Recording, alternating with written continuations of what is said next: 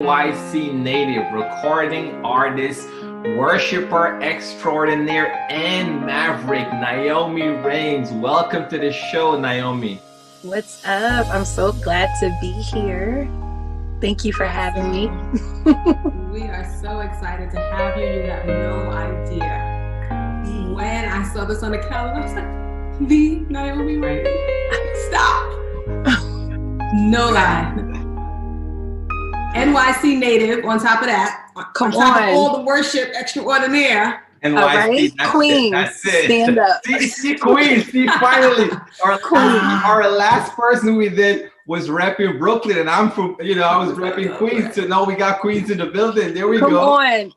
Brooklyn people, they always gotta go hard no matter where they are. It's like, okay, we heard you. But Queens is here. Queens, here we go. stand up. Here we go. Queens, stand So up. we complete. We got the two best boroughs in the house. Right. I mean, because we know nobody's the Bronx. Come on. Staten Island doesn't even exist. And then Manhattan. No. Our Bronx listeners, I mean, sorry. Sorry. This is bad. I'm like, we good. So before we jump right into it, we like to start with at least one or two little icebreakers. So the first one I got for you here is, I know you've been traveling a lot. So what is the strangest food combination you've eaten? Strangest food combination. Like I've heard a lot about, donuts with bacon or the whole sweet and salt thing. So like what's the strangest you'll say? I do like that. I had a peanut butter and jelly burger. That was not good. Butter and jelly burger. It was not good. There was peanut butter. There was like a grape kind, or it was like a bacon jam. It was not good. Was it on a burger bun? Mm-hmm. Oh wow. That has to be strange. It was. I was not happy. How much of it did you eat? Nah, I've probably like 2 or 3 bites. Because at first, first bite, you're like, oh, okay. And then you take another bite and you're like, oh, okay. And then the next bite is like, okay. Like this is not good. All right, good. That's a good one. So now, what is the most daring adventure you've taken? Listen, walking down the street. I am not a daring, adventurous person. I do not count me out. I'm not going bungee jumping. I'm not skydiving. I'm not even, when people do those ropes courses and all of that, I'm not trust falling back on you. I'm not doing any of it. So. No trust falls? No trust falls. I do not trust you. And I will not be trust falling. No, maybe I would do a trust fall. I did do a ropes course once and I almost had a heart attack. I actually hate it. I don't find this thrilling at all. I go to the amusement park to hold your coat, your bag, your glasses. I will stand on line with you for the roller coasters and talk and have a great time. I'll hold your drink, walk through and wait for you and watch them. When they take the pictures, I'll watch everybody's pictures, everybody's face like, I do not want to be there. I'm good. That is like true city girl behavior. Like us from the city, we own all them adventurous stuff. Okay. Crossing a New York City street. That's the most adventurous thing. That's adventurous enough. It is quite. Not me. Each time. Wait, so let me tell you this. They tried to get me, to ride, one of those motorized scooters. They tried to get me to ride one of those motorized scooters in LA. I went probably 2 minutes on this thing and I was like, I can't. First of all, you need too much core strength to keep that thing together. I'm like, somebody's going to fall. That somebody is going to be me. And I didn't come here to go to the hospital. So I'm like the worst. I walked my scooter back to the station and like stopped my timer. They were laughing at me the whole time. And I didn't care because I'm like, I'm going safe today and I'm not going to the hospital. So exactly. You don't want trying to do that. It's terrible. I don't have a spirit of fear, guys. Don't worry. I just don't like adventure. Even you. So since like Pour Me Out in 2017, we've been seeing so much more of Naomi Rain. Like you have been exploding since around that time. Can you tell me like what was the turning point? Yeah, I think there were two, like that was like a start. Pour Me Out, especially when Todd Delaney covered it and did it. That was like a really cool, like, okay, like a thrust. And I just kept traveling. I kept going places, but it was kind of more like in stealth mode, I would say. Like nobody really knew. But I think when we did Promises, that was a real like turning point where it was like, oh, okay, this is more than what it was before. And it was, I mean, honestly, one of the things I love about that moment is that it was unscripted. Honestly, when we finished that recording that night, nobody left there saying Promises, that's the song, you know. Nobody, we had so many moments. I think we did Man of Your Word that night, if I'm not mistaken. We did so many other songs, and it was like we didn't know that was the one until we listened back. And this was before the pandemic really got, like, before we shut down. But I think it was like the timing of the song. It was just something God did, and seeing how God used it was like crazy amazing. But I've seen ever since then there's been like such a quick like shift. Yeah. So around like when was that recorded? Because I know by the time we see things, they've probably been out quite some time, completed quite before. So 2020. So we released that, I think, April of 2020, right? But we recorded it probably August, September of 2019. It wasn't too far ahead. And that's the thing about Maverick. I know everybody's always like, Maverick is always putting out something. There's so many of us, so we have the ability to do more than just an artist that's working by themselves, right? But we do a lot. We come together every time we have a writing camp. We usually do a recording. We record some songs, and the turnaround is pretty quick. Yeah. Even with that though, so like, what is some of the biggest difference between you worshiping in an intimate setting at your local church versus like some of the larger stages? Like, what, at least, if anything, major difference have you've experienced since then? You mean personally, or like what I noticed in those spaces? Yeah, like what you noticed, like how have you seen it? So, I mean, I love every space. Like I came up in the house of prayer. First of all, I was born and raised in a mega church. So I'm used to big stages, churches, that stuff. I'm used to that. I grew up in that. But then I feel like the Lord really groomed me in his presence in a small house of prayer. And so there's just a different level of intimacy. I find that we're usually able to do more one-on-one ministry with people in smaller places, which is thrilling, exhilarating. It just feels like boots to the ground, you know? But in the bigger spaces, there's a joy that comes. There's a joy that comes from being able to sing out and hear a bunch of people singing the same thing, or like there's just something that happens when people lift their voices together and worship God together. There's just nothing that beats that. And so to me, it's just the experience is different. Same God. And I love how he moves differently in these places, but it's the same. Does that make sense? I know I'm not really answering this question, but it's just, no, you are. Yeah. It's beautiful. It's just two different types of beauty. It's like the difference between looking at like a lake or picking, you ever like just pick up a rock and look at it and it's like, oh, this is so cool. And then looking at a huge mountain and it's like, man, this is majestic. This is beautiful. This is glory. There's just two different things, you know? And so one is more tangible. I can feel it. I can almost not control, but there's like touching to it and this closeness. Yeah. Tangibility. Is that a word? But there's that. And then there's this like being able to behold this massive, beautiful, wonderful thing. And the other thing that I love about going like to bigger spaces is that you get to see what it takes to really put something together. I think mega churches and stadiums and corporations, that type of stuff, they can kind of get a bad rep in church. And we kind of look at it like, that's the machine. Or some people just go, that's all they want. Like they'll glorify that.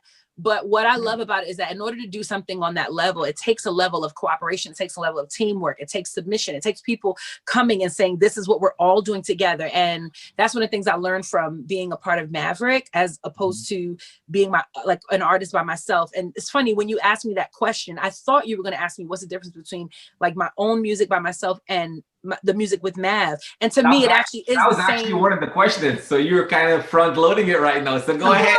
But I feel like it's like the same question. I feel like it's the same thing. It's like this one thing that's like, I have control over how the music sounds and all of that. And it's beautiful. It's my creative expression to the Lord. It's that, right? But then when I get to be a part of Mav, I'm a part of something that's bigger than me. And so I'm able to collaborate and pull from others. Sometimes we don't agree, and there's challenge. I'm challenged there. But it sharpens me, it stretches me.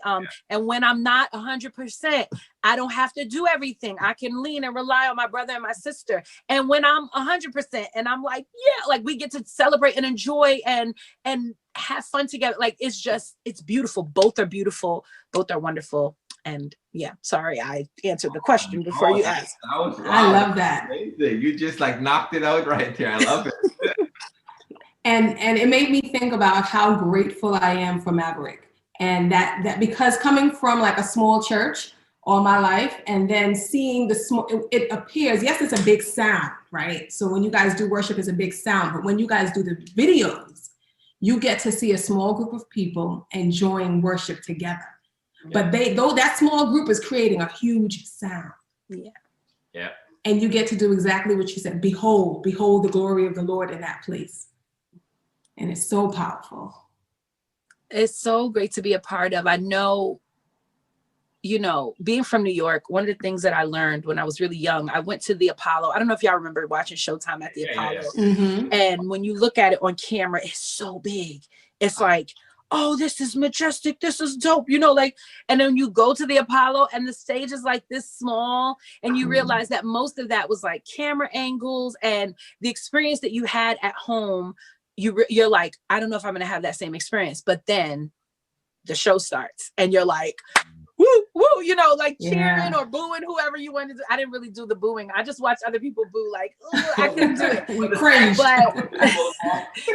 But what I realized, it's the same thing with the Maverick recordings, I think, but the opposite, right? You hear it, it's like, oh, this big thing, and then you look at it and you're like, oh my God, but still it's huge, because what's happening is the worship. That's not a show, but it's like the main event. What happens in that moment is actually happening in real life. And if I'm honest, when we're in those rooms, sometimes we're tired, sometimes we flew in that day, or okay, maybe we didn't fly in that day. Maybe we were up all night the night before, talking and laughing and eating dinner, because that's what we do when we get together. We hang, we have fun, we stay up absolutely too late and get up absolutely too early and don't know where our voices are. And we're just like, we're just gonna go and we're gonna sing. We don't remember the words. Like, there's a lot that's going on, right, in those moments. The room, you guys cover it well. Yeah, well, praise God. The room is small.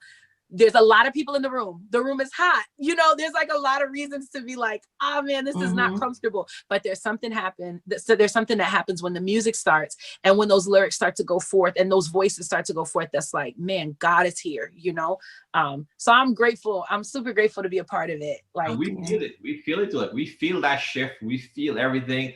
And we would, have it on repeat, and you get it there over and over. And you're like, it's just something impactful about that. So yeah, definitely. And you talked about you guys hanging out late at night, eating food together. How important is that connection that you guys have with one another to the sound that we hear? It's vital. We're actually family. Like, people don't get it. We're actually family. We actually love each other. We have a chat. We talk every single day. We defend each other. We correct each other. We love on each other. We encourage each other. We see the moments that nobody else gets to see. We've kind of gotten a lot of popularity very quickly, and that can be difficult. And so we're walking with each other. We buy shoes for each other and and eat bunches of food and hang out and tease each other. Like, it's just beautiful. I haven't been a part of anything like this. And I've been on a few teams, and I love every team I've been on, honestly. I mean, some teams I'm like, grateful I'm not still over there. I'm not gonna hold you, but Right. this thing is like actually real, and that's one thing I love about it. There's not like competition and us like, oh, I don't know, I didn't get to sing that song. I mean, sometimes we do want to sing songs like, oh, like because we love it so much, but we're not competing against each other. We really love each other, and we hang. And honestly, there are times when I'm like, I don't care what I'm doing. I'm going to go and be at a MAV, right? At a MAV recording, whatever it is. Cause we don't have to do everything, right? I want to be there because that's family. And we're going to get to hang out and have fun and solve the problems of the world with one song at a time. So that's cool. You do it. I heard you saying correct each other, and I saw in Chandler Moore's birthday tribute to you on Instagram, he said, you correct me. And I was like, wow, that's deep. They're close. It's more than just a recording. Yeah. You know? That's my little brother. And I'm like, because I'm the oldest and and because of just the grace that God has given me, I'm the mama of the group. So I have the privilege of telling people, no, don't do that. Or what did you think? It's not easy. It's not fun, but I'm actually grateful to be able to be in these amazing people's lives and be able to say, hey, I don't know if we wanted to do that, or maybe use wisdom as you go into the situation. And what's even more amazing to me is that they call for that. Nay, what do you think about this? Wow. How should I look at this? Oh, I got this contract and I'm thinking about, and I'm like, I ain't a lawyer, but we're going to pray and we're going to, we're going to go to the Lord about it. Or I'll be like, why'd you do that? No, okay, talk to them and say this, but that's a privilege that people will call you and say, hey, I know that there's a grace on you for this. And I'm open to correction. That is beautiful. And I think, like, to be honest, that's one of the things I'm praying for us about, because it's a big group of us. There are a lot of us. And like you said earlier, like Sherwin, there are people that want to, everybody's not happy, and there are people that would try to bring us down personally, and it's really the enemy. Yeah. And so it's important that we keep building and we have safeguards to help protect us. And so whoever's listening, watching, whatever you're doing, pray for us, because we need it, we need it. And for you to say you're the oldest means that it's a young group. Like the average age of the group has to be young. Yeah, like 26. That's like the average age. And I'm not. Yeah. I like that. And I'm not. But you said one thing this time, right? Because you're thinking, for the group like that, once it's blown up, it's gotten so big, even your own personal ministry, now you're in the public eye more, like anywhere you go. Not to say someone didn't know you before, they did, but now like they know you, or at least think they know you. So, like, what are some of the challenges that comes with being in the public eyes, and like how do you deal with that? This is a good question to ask me now, because I think I've really gotten through the transition of it. And transition is always hard. It wasn't easy. I think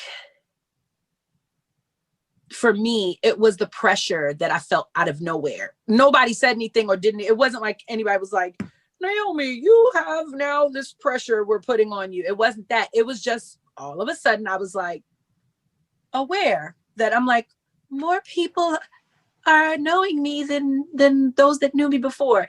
And I, sometimes you have to work out some things in your own soul, because there were fears that I had, and there are realities that you have to face. Like, people can look at a 7-minute video, or let's be honest, maybe it's a 12-minute video. Maverick songs are long, but they can look at a 12-minute video of you and think they know you, but they don't know you. And they have information about you, but you have nothing on them. So it's kind of like you're meeting people that, like you said, seem to know you, but you don't know them, and they don't know you, So it's like this pressure of like, okay, am I going to meet up to their expectation of what they what they want to see, or what a worshiper is, or what a this, or, you know, this is the person, because we have a privilege to be a part of the soundtrack of people's lives, and not just their regular lives, their prayer lives, their time with the Father. That's serious. That's deep. Yeah. I don't take that lightly. I'm like, this is real, you know, and people are making life decisions, and some of them are receiving miracles. Some of their lives are being changed by this, like the trajectory of their lives. Some people are losing loved ones, and our songs are getting them through. Like, this is deep stuff. And so I was feeling the weight of that at one moment, once there began to be more, and you're getting messages and people, and all of it is good news. But sometimes that can kind of turn to be like, oh no, must do things to uphold this. And I realized that's not on me. You know, the Lord had to really be like, Naomi, relax. Like, you did your job. You sang your song. Amen. You know, always be kind to people, respond. I try to respond to people. I can't respond to everybody now. I used to respond to everyone, but it's not on me to try to be something. I have to just be myself. I'm pretty good at that, and try to love people and be kind, you know? And so after getting through that shell shock of all the pressure that I really put on myself, it was self-imposed, although some of it was based in reality. I think I'm doing better. And honestly, because I have friends and I've been able to connect with people who've been through this, I can call them, like I can text up Israel and be like, hey, how do you deal with this? Or like, what's up? And sometimes I don't even have to text him or here, Adrian will just text me and be like, praying for you this morning, randomly, you know? And so it's good to have friends that have been in that situation already. They already understand pressure. They understand trolls, you know, internet trolls and stuff. They get all of it. And so they're just like, we love you. We're for you. You know, that stuff is great. You need a support system. Yes. Yes. Right. And then even now, you're connected with Steven Furtick as well. So growing up and listening to Izzy's music and then listening to Steven Furtick messages and now working alongside these two men of God, what has that transition been like? It's been amazing. Steven Furtick is probably one of the greatest songwriters I've ever written with. He is prolific. He's amazing.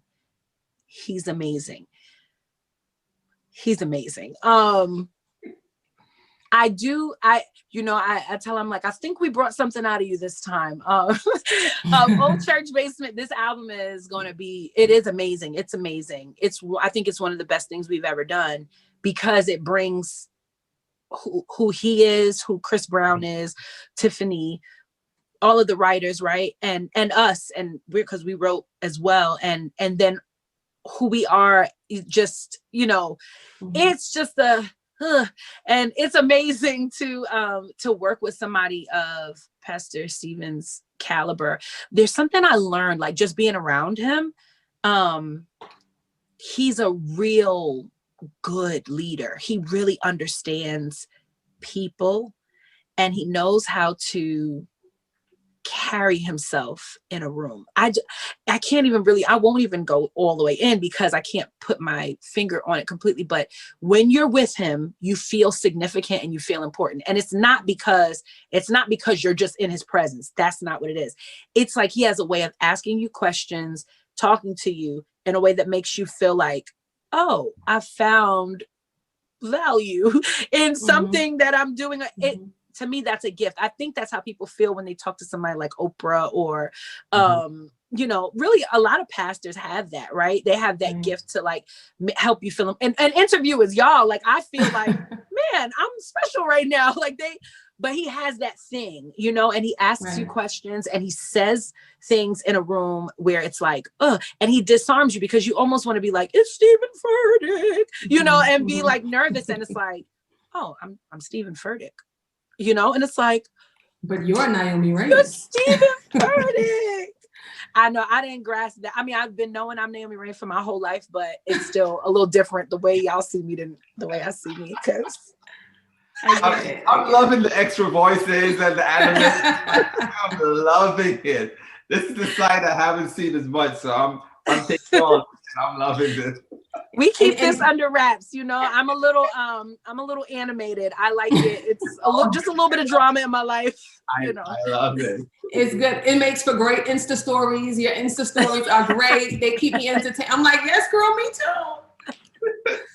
We have so much fun. Yes. So go ahead, No, I was going to swing right into, because we get to see a little bit of the parts of your life that you choose to share on social media. How do you feel, or how do you want young people to be drawn, or how do you expect young people to be drawn to a lifestyle of worship through your artistry and through, the lens of your life that they're able to see? Yeah, I hope that, okay, because I try hard to be authentic. I mean, as you can see, this is me, y'all.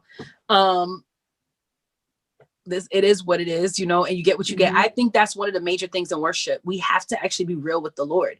And sometimes we go into encounters and moments with him, like still hiding, still pretending, still like, yeah, Lord, this is exactly what I want. And what, like, we come in pretending. And I don't think God wants that. He doesn't need it. He's God, and he wants us to worship him in spirit and truth. So if it's like a good day, we worship him like, oh God, it's a good day.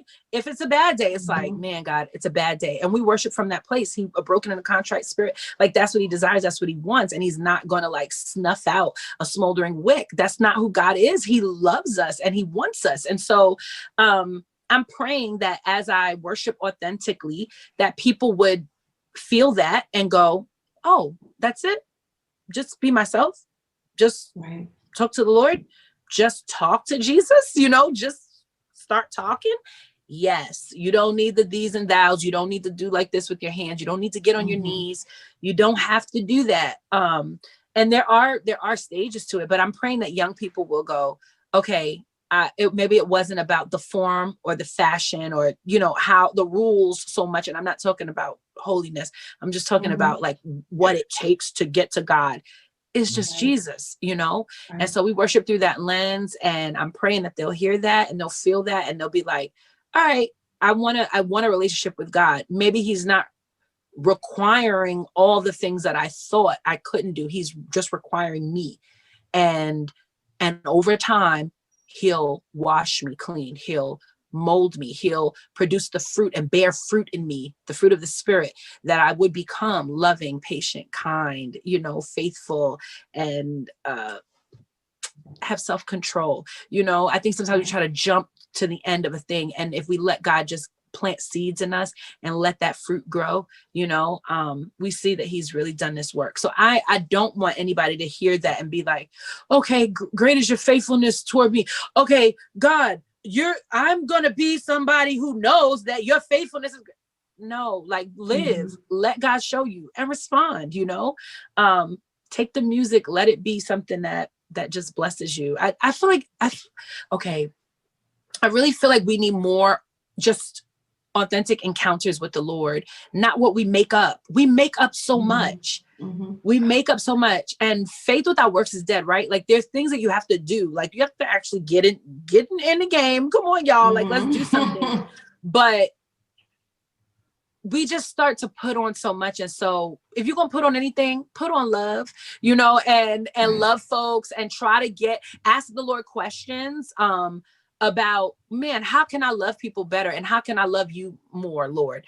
Let's ask those questions. Let's start working on ourselves instead of trying to look like something or trying to chase something. And anyway, y'all know I can go on a tangent with this. I just want the young people to be real, but in a way that honors the Lord, and acknowledges the truth.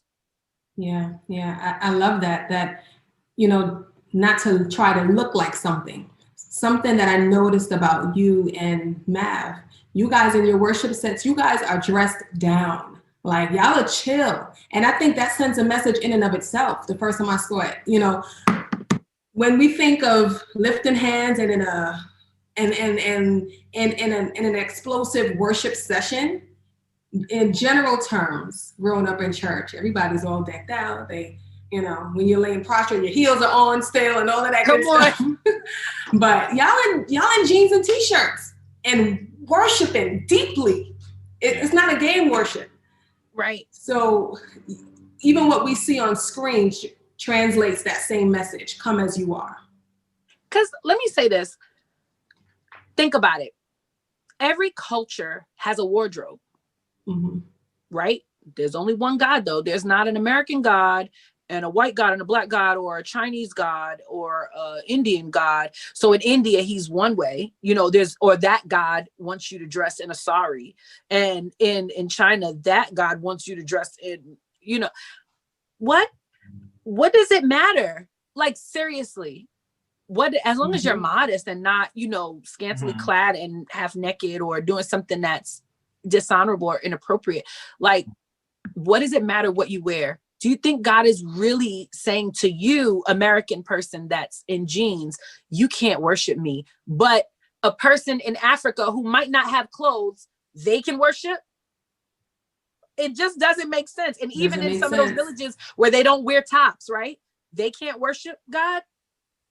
And so this is what a lot of that is. We've got to, okay, I'm about to go off.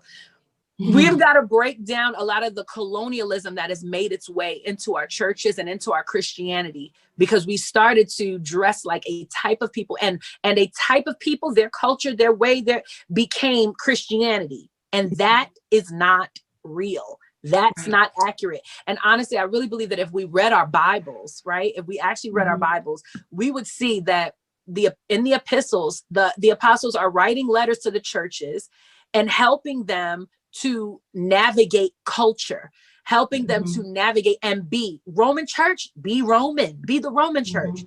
Church in Galatia, be the Galatian church. Okay, y'all got other issues and stuff that's going on, but there was never a requirement on you got to look like, you got to blah, blah, blah, blah, blah, outside of don't get crazy and, you know, like be immodest and go off.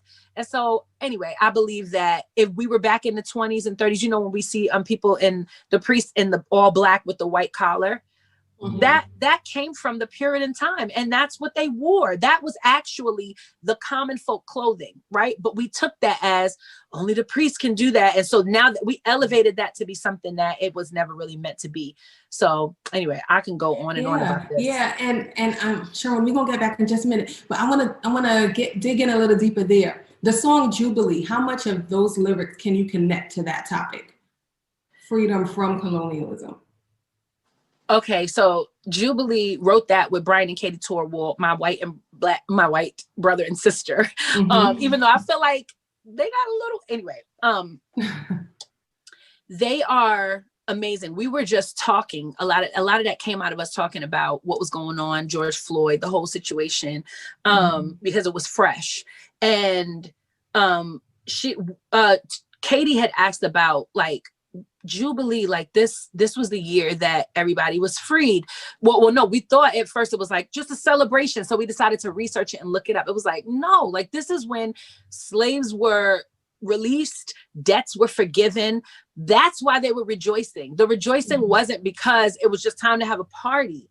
It was because the 49 years that came before it, everybody was paying a penalty. Everybody, you know, had to do things a certain way. And that was what it was. And now this was the chance and opportunity to be free. Yeah. Jesus said when he walked into that temple that this was the acceptable year of the Lord, right? This was that year of Jubilee. This was the time where everybody was going to be set free and all their debts were going to be paid. And many times we look at how we dress, how we come, right? The stuff that we do as that being the offering that we give to the Lord. Now this is acceptable, you know, for you. And this is what's going to make me free. And this is what's going to buy my freedom.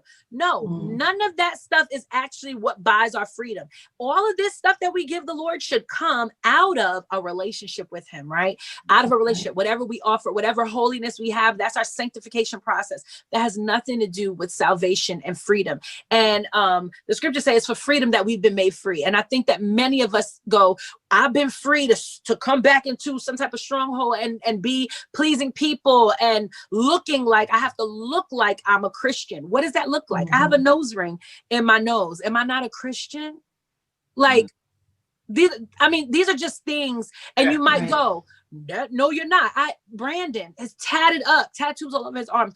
When I was younger, I used to think, that person they're a biker. I wasn't even thinking they're like a Satan worshiper or something, but you would think a biker can't love Jesus. What? There are just things that we believe, things that we believe because we've been conditioned a certain way and we haven't taken a chance to get to know people. And so to me, Jubilee, that song is about freedom. It's about the love of God, the love that Jesus really gave to us when he came to free us. And that's the type of love that we have to give out to everybody else. And we know that one of like the Jubilee singers were the ones that actually started really spreading gospel music out into the United States of America. They called themselves the Jubilee Singers because it was about freedom. There was this freedom song on the inside of them that had to come out, you know. There's so much there's a lot there, but yeah. Man, I could go all day. Man, we're gonna have to get you on like a part 2, part 3.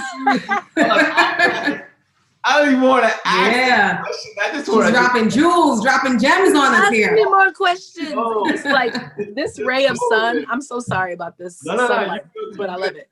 So we were talking just now. You know, we spoke a lot about Maverick. We spoke about a lot of different things. But now also too, because there's this balance, right? Because I'm trying to understand how are you able to manage, you know, your solo artistry alongside like a lot of the larger collaboration, right? Because we're seeing Elevation Worship, the Feel Like Home collaboration, you know, the One House Worship, but also you just released, you know, a new single, which we want to get into as well. So like, how are you able to balance, you know, your solo artistry, your creativity, as well as that? I always say, I don't know if it's a balance, it's a juggle more than a balance, which means that like at least 2 things can be up in the air at a time, right? It's not necessarily easy, but I will say that it's getting easier. I mean, on top of this, you know, I'm a wife and a mom of 3, and also I'm a pastor at a church. And so there's a lot going on. There is a lot going on, but I think that when you have a grace to kind of do it, the Lord makes a way and provides. And so I have like really good teams around me that help me. There are things I don't do. I always say, people are like, how do you do it all? I'm like, I don't clean. And that is true. I don't. And I'm grateful for a child that is old enough to clean. And so they help, and we get help in the house. And I have a great village, you know, that helps me do all of that. I have to take time and go out and record and sing. I think like this is not work for me. I really enjoy it. I love it. And so I stay up all hours of the night doing it. And it's an honor and a privilege to me. When it comes to like my own music, I can sometimes put it on the back burner, you know, because there are other things that are being done. But right now I'm in a season where I'm like, no, I have to do this now. And it feels good. There's time and space to do it. And we're making room in the calendar. It's a lot of like maybe saying no now more than I said last year. But that's okay too. And we're kind of being a little more choosy about what we do so that I can make sure that I do all of what God has called me to do. You know, sometimes you can get so excited about like, oh, they invited me, they want me here, they want me there, that you don't really do what's about purpose, you know? And one of my, like he's a spiritual covering for me. His name is Apostle Lewis Dickens. He always like hits me up. He's like, Naomi, purpose. Just do things that are in purpose. And if you do that, you'll have energy. If you do that, you'll keep the grace on your life. If you do that, you'll be able to fight the enemy, and you won't be tired, you know, and overrun, and you'll have rest. Do things that have purpose. And so I've learned to like say, okay, now is the time for this. Now is the time for that. Now is the time for that. And a lot of what y'all are seeing, it doesn't really take a lot of time to do. You know, it's like that Elevation thing. We recorded that. We were maybe there 3 days, you know? And so while it seems like it was such a vast and big thing, and it's done in such a time frame that it is manageable. I hope that makes sense. No, it makes sense. Yeah. And we're hoping that our prayer is that a Naomi Amble is a part of the purpose, and an upcoming album is a part of the purpose, right? Yes. We got End of Me and Find My Peace that recently dropped too, right before it. So we're hoping all of that Pastor Dickens will see as a part of purpose too. Yes. So 2 albums coming up. One is a worship project that I'm going to do. And then another one is a real serious passion project for me called Journey. It's an album called Journey. And that album is chronicling. That's more, it's not a worship album in terms of like in a church, lifting my hands and singing with people. It's more like in a car, driving down the street, singing to Jesus by myself and get my soul together. You know, it's one of those songs. I know you guys said maybe if I wanted to sing something, I could sing. That was my song that I sang. But yeah, it's more like, you know, music, life music that we can listen to. Because I think that worship is more than just singing a song on a Sunday morning. Worship is actually giving your heart to the Lord. It's a sacrifice of your heart. And so we got to deal with soul issues. We've got to deal with the stuff on the inside of us. And if we read the Psalms, that's really what David was doing. And so this project is going to be about my journey, my personal journey, and real songs, heart songs to the Father. And if you are a day one, you know, in following me, like my first album was like that. And then some people might be like, this is such a, you know, you're deviating from, I'm not deviating. This is exactly who I've always been. Definition of good. Yes. Definition of good. You know what I'm saying? So, you know, more like that. It'll be more like that. Okay. Awesome. And if you wait, I mean, so I guess the two things real quick then. So with kind of backing up a little bit to End of Me, right? So I mean, that song, that's a powerful song. The messaging, everything is kind of like, you know, I'm not moving until you, like, so just kind of tell us a little bit, because I got a little bit, you know, of when, you know, the whole story in the Bible of, you know, with the angel, and he's like, you know, I'm not moving until you bless me. But there's also like just this cry of they're like, hey, you know, I'm just gonna stay in this place however long it take. But that's my interpretation. But you know, you wrote the song, I'm gonna have you go with it. I wrote it with two friends. I wrote it with Daisy Noel and with Marianne George. Y'all probably know her. She's a Maverick as well. Yes. And we wrote that in the midst of the pandemic on Zoom. And we were just kind of saying like, man, God, whatever you want. You know, I think we all kind of hit, I'm not going to call it rock bottom, but I'm going to call it pandemic bottom or quarantine bottom, where we all were just like, Lord, whatever you want to do, like, just do it in me, do it with me. With us being home and having to really face ourselves and make some real decisions about how we want to live. There was such a threat of dying, you know, that you had to start to decide and say, okay, am I going to do this or am I not, you know? Yeah, that song comes from that place. It's saying, I've come to the end of me. You're doing a new thing, you know, and search me, do your good work in me. This is just the beginning. I'm ready for all that it will bring, you know, like if I need healing, if I need hope, you're the answer, you're the more, give me whatever you need me, because I'm not moving till you're moving. I'm just really going to be fully dependent and reliant on you. And I think that in this quarantine season, we realized just how dependent we are on the Father and how much we need him. And it's like all the stuff that we thought was going to sustain us, that it was going to work, that it was going to happen in 2020, because that was going to be our year and we were going to have vision and sight. We saw who God is, that God is God, that life is life. Because some of us walk through life as if it's just like everything's going to be sunny and bad things don't happen. And that's not true. You know, we live devoid of that. And some people walk around like, well, life is just drudgery and there's nothing to live for. And I think we found a fight even during this whole time of 2020. I think many of us did find a fight and say, no, I want to live. I want to live, and I want to declare the work of the Lord, the word of the Lord, and do all the things, you know? And so, yeah, that song is from that place. And honestly, I actually feel like that song is way more prophetic than I knew and understood. I felt like when I was recording that thing, I sang it, I finished singing it, and I felt like the Lord said, and now you, like, the next year, because I recorded that in 2020, I want to say November of 2020. And I felt like the Lord says, that's the song for your next year. And I was like, he was like, well, buckle your seatbelt, fasten it up, because if you're ready for all that it'll bring, let's go. And I remember just thinking in the days after that, really in the months after that, like, through November, through December, even into January, I was like, Lord, what is about to happen? Because I'm ready. And, you know, we see what has been happening and what is continuing to happen. And it's like, all right, Lord, whatever you want. It's super prophetic for me. And so I'm praying that it'll bless y'all as much as it's blessing me. It's already blessing us. It's already, it's an amazing song for sure. For sure.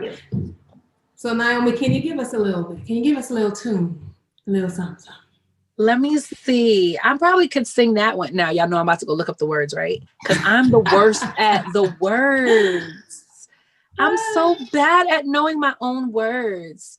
But maybe I'll sing End of Me. It would be bad if I couldn't find the lyrics.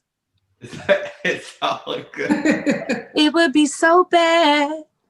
Yeah, I probably can't. Well, we're going to try to sing it and not know it. Oh, should I sing Gyra? Sorry, I'm this person that never knows what to sing. I'm a whole singer. That's cool. Just never know what to sing. Whatever, it doesn't matter. Okay. Let me find out. Well, your lyrics are everywhere because I just. Oh, right. I should go online. Yeah, I just found them on genius.com. This is how you know I should be better at this. That's how you know you big. Oh, you're so sweet. Okay. There it is. All right. I hope they're right. Hard pressed on every side, I felt each tear that I've cried. Please help me to see that I'm never defeated. And I will not lose heart. I'll fall in line and I'll do my part. This trouble won't outlast, no, your beautiful promise. Death at work in me, my mortal body, but life that works through you. I have come to the end of me. It's a new thing you're doing. Stir up the spirit of faith in me. I'm open, I'm willing, Jesus. Do your good work in me. This is just the beginning, and I'm ready for all it will bring. Yeah, if I need wisdom, if I need strength, give me perspective. Give me your rest, and I will take hold of all that you said, 'cause I'm not moving till you're moving. If I need healing, if I need hope, you are the breakthrough. You are the more. I will take hold of all that you say, 'cause I'm not moving till you're moving. I have come to the end of me. It's a new thing you're doing. Stir up the spirit of faith in me. I'm open, God, I'm willing. Jesus, do a good work in me. This is just the beginning, and I'm ready for all it will bring. Yes. I am ready for all it will bring. Oh my goodness. I'm just gonna just sit here for right now. I'm just gonna just chill here. After that, I'm just gonna chill here and just be in this moment. My goodness. I almost said, I was like, I'm not going to sing today. And then I was like, they're just so great. I want to sing now. You guys made me want to sing. That was amazing and so necessary. So if you're listening, whether you're at the end of yourself or you can see the end, you're at the brink and you're like, Lord, I don't know how much more I can take. This song is for you. End of Me, Naomi Rain. Available everywhere digitally. Go cop that. And the visuals. Thank you, Naomi. That video and that video was just, it was amazing. So thank you. That's Tamika Jackson. She's amazing. She does all the things. She's beautiful. All the things. It's like, I can't name them all. It's everything. Exactly. Thank you so much for kicking it with us today, for being your authentic self, for being real, for being just chill. I mean, a lot of times when you're setting up interviews, like you just never really know, how loose you can get and how conservative a button up, like, do I need to pull out my tie? Do I not? Like, I mean, Naomi is chill. Chill. And NYC represent. Life is too short to be uptight. But thank y'all for making me feel comfortable. I'm so grateful. This was amazing. I felt really good. So thank you for having me and for being great. You're welcome. Team. Super professional, super responsive. Your team was amazing. So thank you. I can't wait to wait. Can you say that again? I'm gonna get that again so that they can see that. Shout out to your team. Shout out to the team. They were super responsive. Oh, wait, one more time. Okay, sorry. Go. Okay. Shout out to your team. They were super responsive, super professional. Love it. Yes. Shout out, y'all. You're doing great. We love you. Thank you. You're welcome. Thanks for gracing us with your presence, Naomi. Thank you for having me. Enjoy the unpacking and everything else. Thanks again. You too. Bye. All right. Bye-bye.